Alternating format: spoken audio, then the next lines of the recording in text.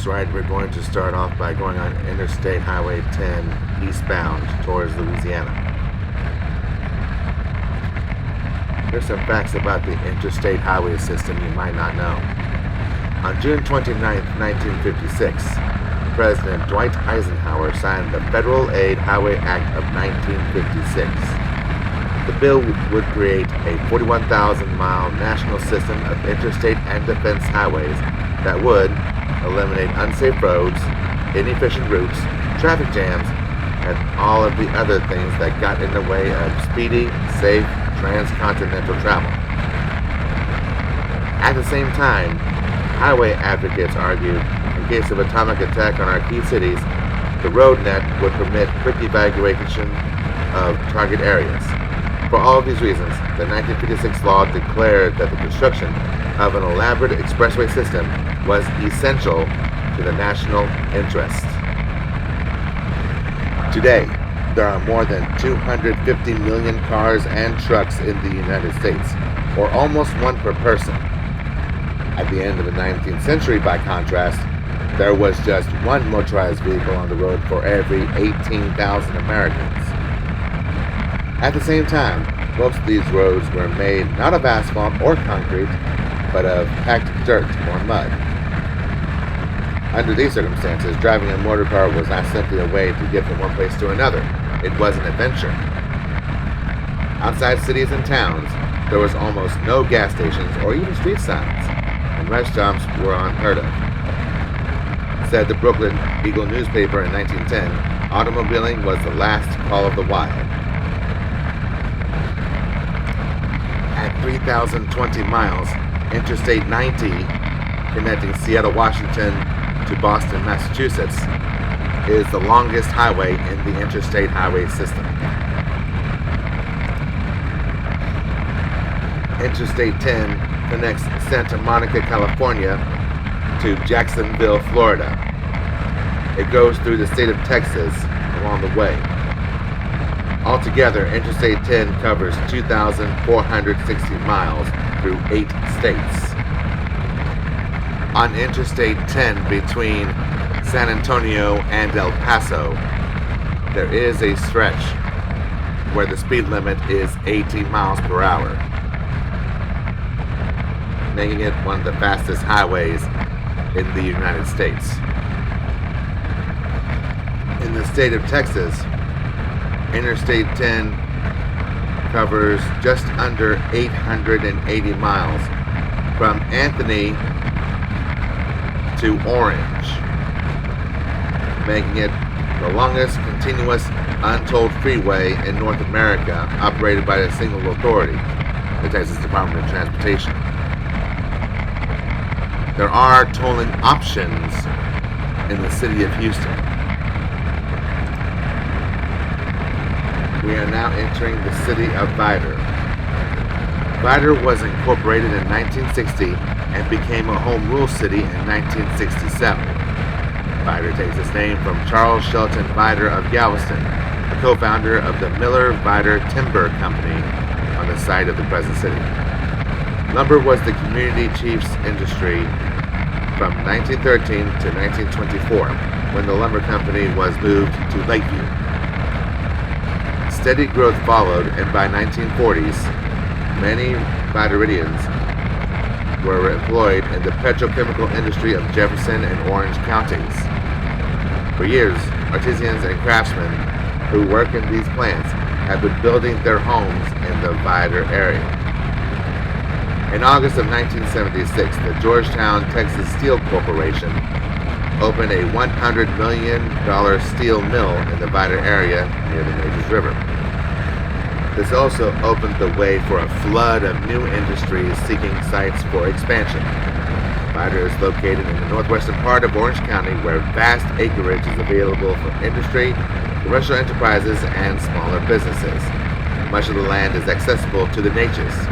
In fact, many acres actually front on the river. The Vidor Trade Area is generally accepted to be the Vidor Independent School District and a portion of the Orangefield Independent School District.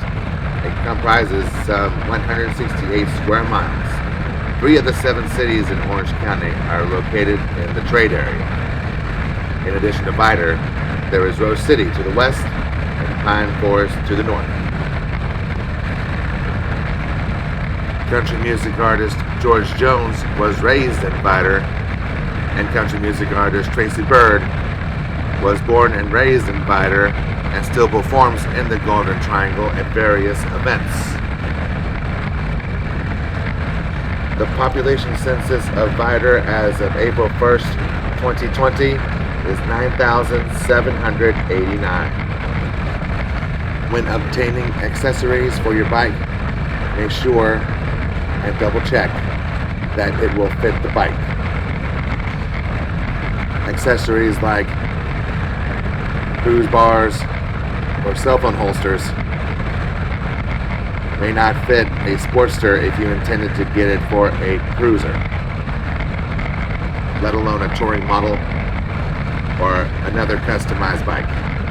If you intend to go across the country, then cruise bars are an absolute necessity. Far too often, in my early years of riding, I have run into some serious Charlie horse problems after going long distances around Texas and Louisiana. The cruise bar saved my legs and made me enjoy the ride a whole lot more. This Road Glide did come standard with saddlebags, but I have not been touring with them recently because the fastening gear has come loose far too often. I will personally go to a dealer or another person who has a viable solution to make attaching the saddlebags less of a hassle and more of an asset. This motorcycle is over 24 years old, and most of the parts on it have never been replaced in its lifetime, including the saddlebag harnesses and fasteners.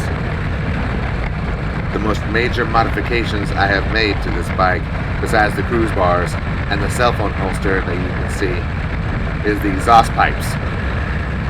The old school style of exhaust pipes had the forward chamber go out on the right and the rear chamber go out on the left.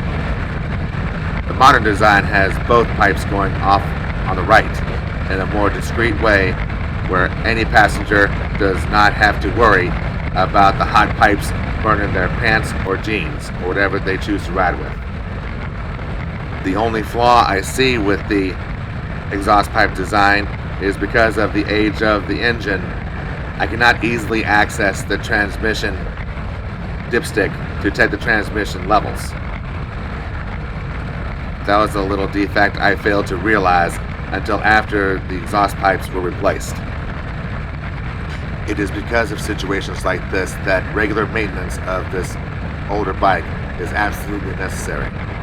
Any chance I get to go to Cowboy Harley Davidson in Beaumont, I take it. Not only do they offer exceptional service and friendly hospitality, but their work has always been second to none. And for that, I thank them. As all drivers are taught in driving school, the speed limit does vary on many factors, whether or not it's a city street, whether or not it's a highway, and whether or not you are in a city or in the country. And the interstate highway system is no different. Especially here in Texas, speed limits are generally faster than most other states in the United States. Most of the time between Beaumont and Houston, the speed limit on I-10 goes from 75 to 70. When you get into the city of Houston, it reduces to 65 or 60, give or take what part of town you are in. However, between San Antonio and El Paso, since there's almost nothing except for a few small towns and gas stations and rest stops, the speed limit has made a historic high of 85. I believe it has been reduced to 80 cents. But honestly, I've traveled on these highways all my life, and I can comfortably say that not everyone really goes the speed limit. It's either faster or right at it. I can't really blame the drivers for wanting to go faster because Texas has the most highway miles of any state in the United States. I'm not saying I'm encouraging that you go faster and reckless. I will never ever encourage that. However, if you are going to make the traffic flow as reasonably and as unobstructed as possible, then my recommendation is this. If you intend to go faster than 85 or 90, then the left lane should be okay. However, be wary, there is always going to be one or two people who insist on going the speed limit in the fast lane. But that is one pet peeve that I truly detest. If you are going to go the speed limit or slower, then avoid the passing lane at all times, because you will not only obstruct the traffic flow, but the road rage level on the highway is only going to get higher and people will not be happy with you, myself included. There are 314,000 miles of highway roads in Texas, and 3,233 of them are interstate highway miles. And truth be told, in Texas, we don't count road trips by the mile, we count road trips by the hours. How many hours does it take to go from one destination to another? I can say that on a good day, it takes me an hour and a half to get from Beaumont over to downtown Houston. On a better day, it could be an hour 20. But again, it all depends on a very good traffic flow. On another good day, I can go from Beaumont to San Antonio in under 4 hours. Again, based on the traffic flow. I have also driven up to Dallas before, and I have one of two routes. I could use Houston as a byway or go straight up the Piney Woods. Usually I like to go up the Piney Woods due to my deep connections to the area. That usually takes me a little less than 5 hours through the Piney Woods. Although if someone did not want to take the scenic route and take the highways through Houston, it could be 4.5 hours to get to Dallas. I know it seems like I'm just spitting out numbers, but I'm just trying to give you a basic sense of how much Texas treasures our highway miles and how big and vast Texas is. One of my favorite destinations in the great state of Texas is Garner State Park, deep in the hill country, just a little north of Uvalde. My hearts and prayers goes out to everybody in the Uvalde community who has been affected by recent current events. No one should have to endure that kind of tragedy. I pray for all of you. On a good day, I can travel from Beaumont over to the Garner State Park area in 6 hours, even with pit stops and eating a meal. If it is not during a holiday break or any other major event, it can usually be a little bit faster. But again, it all depends on reasonable and decent traffic flow. At this point in the video, I'm about to exit Interstate 10 and go on to Texas State Highway 62 southbound towards Bridge City.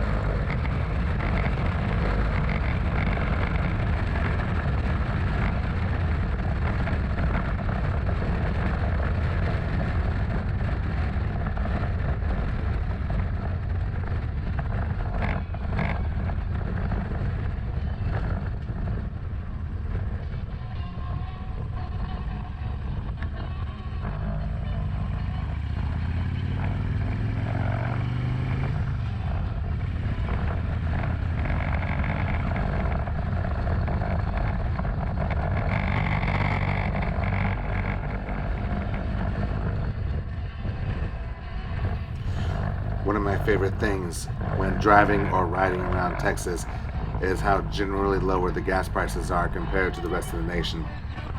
As of April 2024, the average price for lower octane gas in Texas was 3.13, as opposed to the national average of 3.53. But the octane rating I use for my motorcycle is the mid-grade, about 89 octane rating, which as of April 2024, the average price is $3.51. Yes, compared to most sport utility vehicles or pickup trucks, motorcycles get much better gasoline mileage. However, that is not the primary reason for riding. The primary reason for riding is for the sheer thrill of speed on two wheels. Knowing that at any point you are on the razor's edge of life in more than one way. Some of you may think this sounds insane, but unless you do something like this in your life, you will never fully appreciate what you have in your life. I don't want to sound too preachy, because I'm not a preacher, but things do tend to make sense whenever I'm on these two wheels and I'm cruising even around my home area.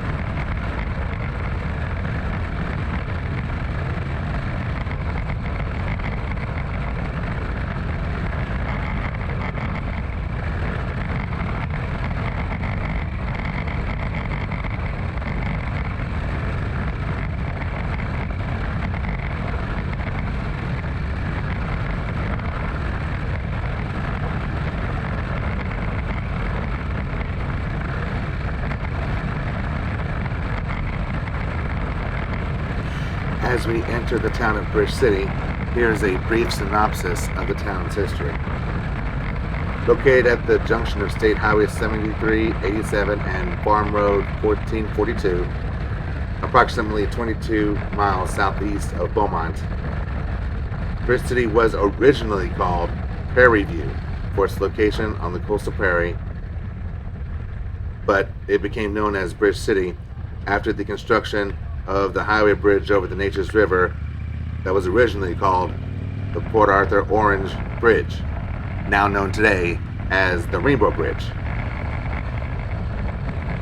The official post office was established in Bridge City in 1946, and by 1952, the estimated population reached 3,000.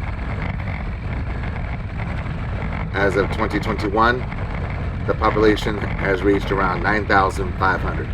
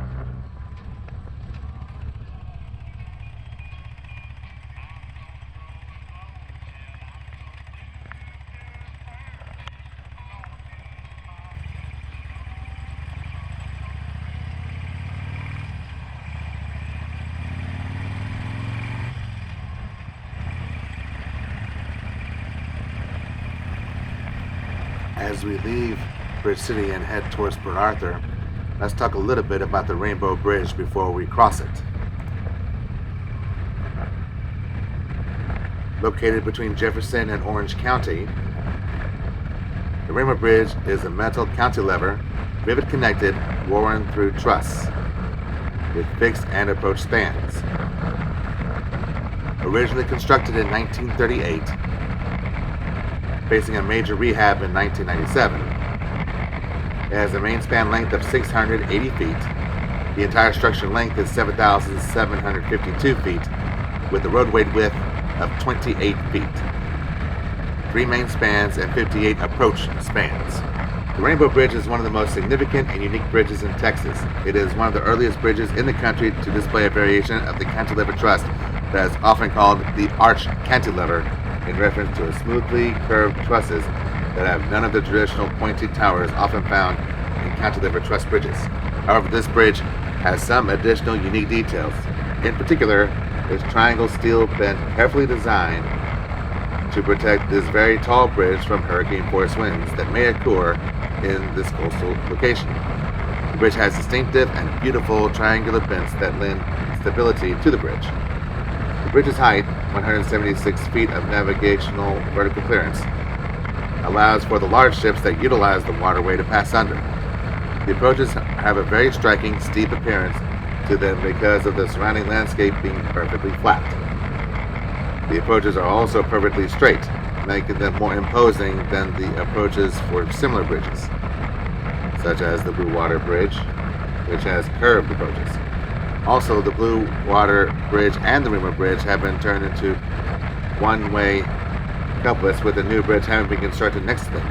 In this case, with the Rainbow Bridge, the companion bridge, which is the Veterans Memorial Bridge, is a cable-stayed bridge. More about the Veterans Memorial Bridge later. The state highway engineer corresponded with noted engineer Frank Masters of Majeski and Masters, who designed the aforementioned Blue Water Bridge, in regards to the high-level design of the bridge. Ultimately, however, it was Ash, Howard, Needles, and Tamman who were the consulting engineers for this bridge. There are also historical markers at the foot of this bridge. On the Orange County side, it reads this: the rapid growth of the petrochemical industry in Orange and Jefferson counties in the early 20th century led to an increased population in this area. In order to serve the transportation needs of workers and others in this vicinity, the Dryden Ferry was established in 1926. It soon proved inadequate for the volume of traffic, however, and plans began for the construction of a bridge to span the Neches River. Jefferson County, the state of Texas, and the federal government, through the Public Works Administration, all provided funding for the bridge's construction. While the citizens of Orange County also supported the project, the country's economic situation did not permit monetary assistance. Construction of the bridge began in 1936, but was not completed until over 2 years later, measuring 176 feet in height and 7,760 feet in length. It was the largest bridge ever built by the state of Texas up until that time. Dedication ceremonies were held on September 8, 1938, attracting a crowd of approximately 20,000. Among the activities were a boat regatta on the river and a stunt diver's plunge from the top of the bridge into the water below. The structure was officially named Rainbow Bridge in a 1957 contest.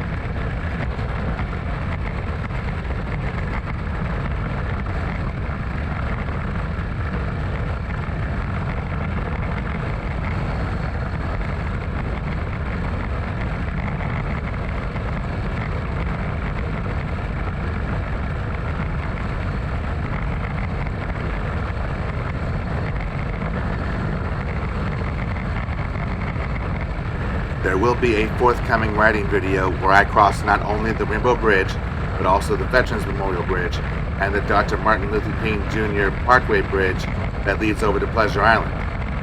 In that video, I will showcase as many details of all of these bridges as I can. In the meantime, stay safe, ride safe, and enjoy the ride. Take care.